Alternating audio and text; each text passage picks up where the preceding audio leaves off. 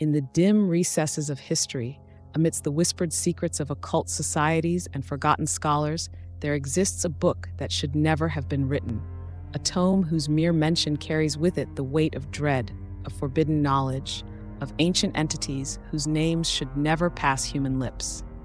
This is the Necronomicon, a grimoire whose origins are as enigmatic as the horrors it describes, and whose legacy has been marked by madness, destruction, and an insatiable thirst for power beyond mortal comprehension. The tale begins not with an ancient civilization or an infamous scribe, but in the mind of a writer from the early 20th century, H.P. Lovecraft.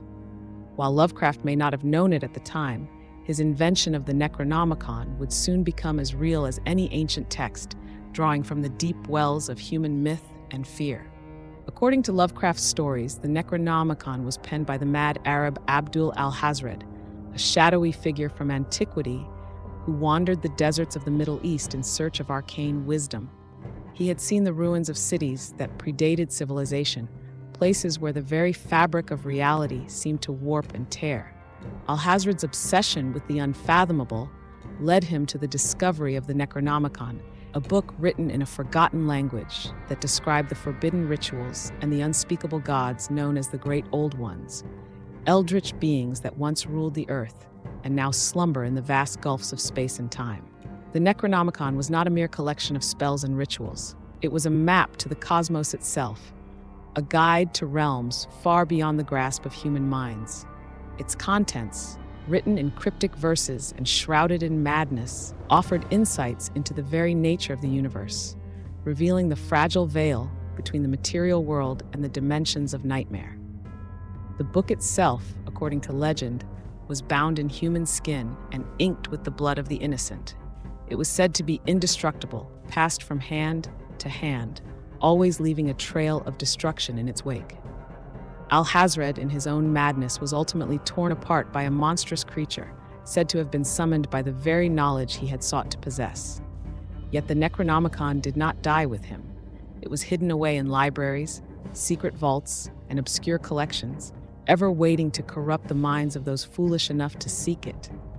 Throughout history, there have been rumors of scholars who sought the Necronomicon. The famed Aleister Crowley, occultist and magician, was said to have sought the book to gain ultimate knowledge.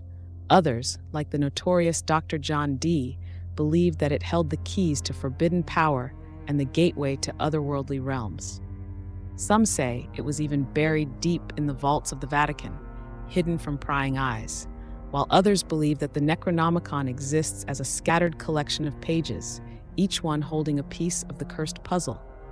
Yet, despite all the efforts to acquire it, the Necronomicon has never been fully understood.